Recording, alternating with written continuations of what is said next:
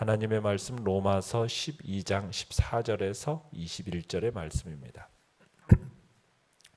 로마서 12장 14절에서 22절의 말씀입니다. 한 목소리로 같이 읽겠습니다. 시작. 너희를 박해하는 자를 축복하라. 축복하고 저주하지 말라. 즐거워하는 자들과 함께 즐거워하고 우는 자들과 함께 울라.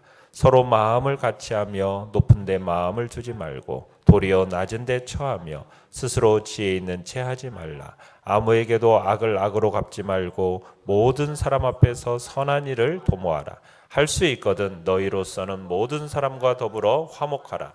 내 사랑하는 자들아, 너희가 친히 원수를 갚지 말고 하나님의 진노하심에 맡기라. 기록되었으되 원수 갚는 것이 내게 있으니 내가 갚으리라고 주께서 말씀하시니라. 내 원수가 줄이거든 먹이고 목마르거든 마시게 하라. 그리함으로 내가 숯불을 그 머리에 쌓아 놓으리라. 악에게 지지 말고 선으로 악을 이기라. 아멘. 오늘 말씀의 제목은 모든 사람과 더불어 화목하라 라는 제목으로 말씀을 나눕니다. 어제 말씀에서는 교회에 지체된 성도 각자가 교회 안에서 보여야 할 삶의 자세에 대해서 말씀을 드렸고요. 오늘 본문은 성도가 사회적 관계 속에서 보여야 할 자세를 언급하고 있습니다. 자신의 옛사람을 그리스도와 함께 십자가에 못 박은 우리는 이제 세상과는 다른 새로운 기준으로 살아야 한다는 것입니다. 특히 대인 관계에 있어서 새로운 안목이 필요하다는 이야기죠. 내용관찰 문제 1번을 보시면 화목해야 하는 대상으로 성경이 제시하는 범위는 어디까지입니까? 자, 18절을 보시면 할 수 있거든 너희로서는 모든 사람과 더불어 화목하라 이렇게 말씀하고 있죠. 우리는 형제 이웃을 사랑해야 합니다. 그런데 사랑의 범위를 형제와 이웃으로만 좁혀서는 안 되고 우리가 화목해야 하는 대상은 모든 사람입니다. 그러니까 우리는 모든 사람으로 더불어 평화하려고 애쓰고 힘써야 한다는 말씀입니다. 심지어는 자신을 박해하고 저주하는 원수까지도 사랑해야 한다는 거죠. 우리가 평화를 조성하고 보존할 수 있는 일이라면 뭐든지 다 해야 한다는 이야기입니다. 내용관찰 문제 2번을 보시면 모든 사람과 화목하기 위해서는 어떻게 해야 합니까? 14절로부터 17절까지를 보면 나와 함께 지내기 어려운 사람들, 나를 힘들게 하는 사람들마저 품을 수 있어야 합니다. 이것이 세상의 모든 것을 주관하신 하나님을 신뢰함으로써만 가능하죠. 14절을 보시면 이렇게 얘기합니다. 너희를 박해하는 자를 축복하라. 축복하고 저주하지 말라. 그러니까 모든 사람과 화목하기 위해서는 비록 그들이 우리의 대적이고 악한 자들이라 할지라도 그들을 저주하지 말고 축복해야 한다는 얘기입니다. 그러니까 바울은 우리에게 더 이상 악으로 악을 갚아서는 안 되고 우리를 저주하는 자들에 대해서까지도 같이 대응하지 말고 오히려 축복하라 말하고 있습니다. 이 까닭은 우리가 주님의 축복을 받은 특별한 사람들이기 때문입니다. 그리스도인은 자기에 대한 박해에 기도로 대응을 해야 되는 거죠. 반대가 크면 클수록 사랑은 더욱 거세져야 한다는 것입니다. 자기를 박해하는 자들에게 감정적으로 대응하는 것은 어떻게 보면 그것은 그리스도의 마음을 가지지 못한 거라는 겁니다. 우리는 예수님께서 십자가 위에서 몸이 보이신 모범을 따라야 한다는 거죠. 그분은 자기를 십자가에 못 박는 그 사람들을 저주하지 않으셨고 오히려 하나님께 그들의 죄를 용서해 주시도록 기도를 했죠. 우리는 그 본을 스데반에서 그 모범을 따랐던 것을 또한 보게 됩니다. 인간이 인간에게 저주하는 것은 인간이 하나님의 심판에 적극적으로 참여하는 월권의 범죄입니다. 그러니까 엄격한 의미에서 완전한 입법자요 재판자는 하나님뿐이십니다.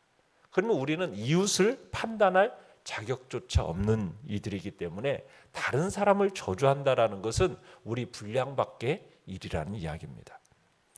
15절에서는 이렇게 얘기합니다. 즐거워하는 자들과 함께 즐거워하고 우는 자들과 함께 울어야 한다라고 얘기합니다. 그러니까 다른 사람의 입장에서 그 사람을 이해하라는 겁니다.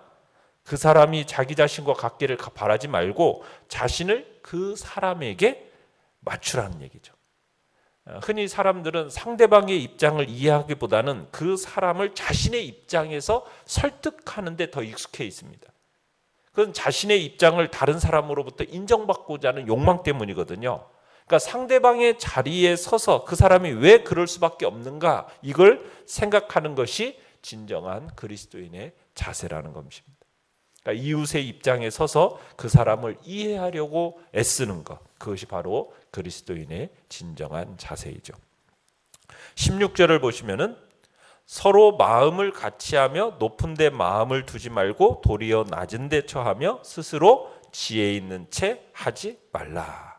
그러니까 다른 사람에 대해서 겸손해야 한다는 거죠. 우리가 죄의 종에서 하나님의 유업을 이을 상속자로 높아졌다라는 것은 우리가 노력해서 얻은 게 아니고 하나님께서 거저 주신 선물이지 않습니까? 그러니까 우리는 스스로 자신을 높이지 말고 언제든지 낮은 데 처하도록 힘써야 한다는 얘기입니다. 17절에서는 이렇게 얘기합니다. 아무에게도 악을 악으로 갚지 말고 모든 사람 앞에서 선한 일을 도모하라.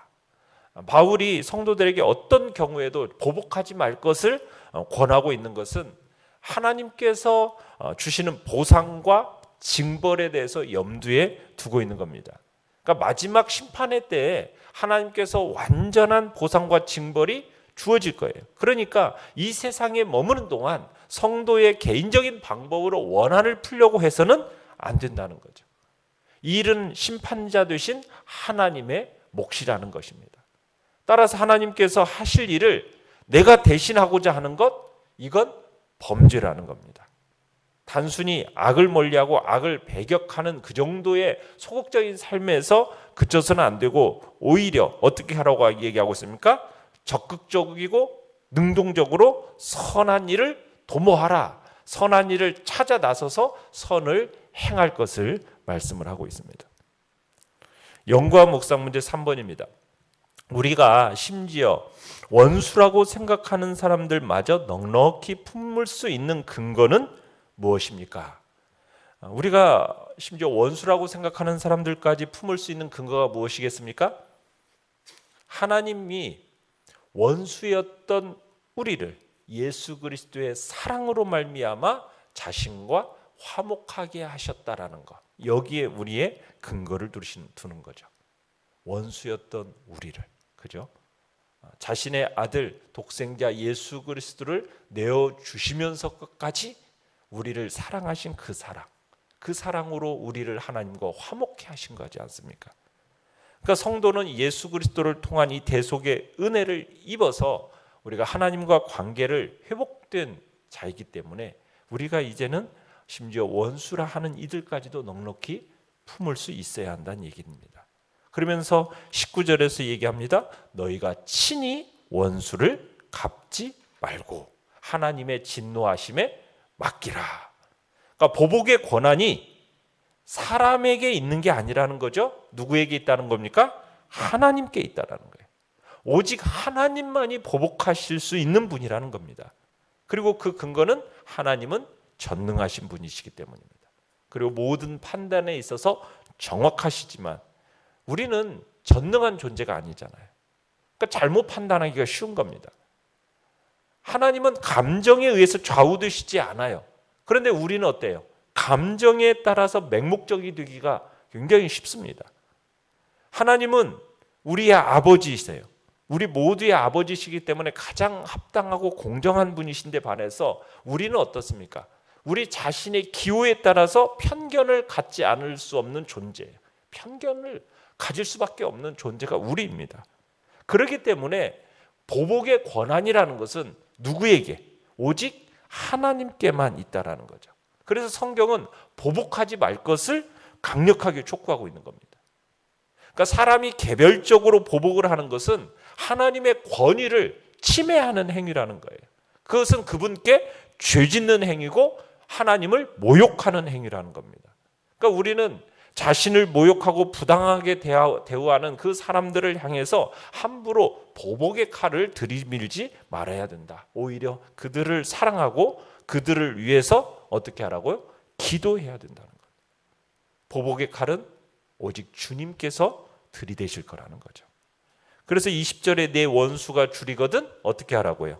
먹이우고 목마르거든 마시우게 하라. 그러니까 우리가 해야 할 일은 뭐냐? 원수가 공경에 처해 있을 때 선을 베풀라는 겁니다. 성도인 우리에게 악보다 더 큰 능력, 그것을 충분히 이기고도 남을 그 선이라는 능력이 있는데 이것을 사용하라는 겁니다. 그리함으로 네가 숯불을 그 머리에 쌓아놓으리라. 그러니까 진정한 보복은 뭐냐? 악으로의 되갚음, 안갚음이 아니라 관용이라는 것을 강조하고 있는 것입니다. 그런 하나님의 자녀된 우리들에게 있어서는 그리스도로 말미암아 이미 승리가 보장되어 있습니다.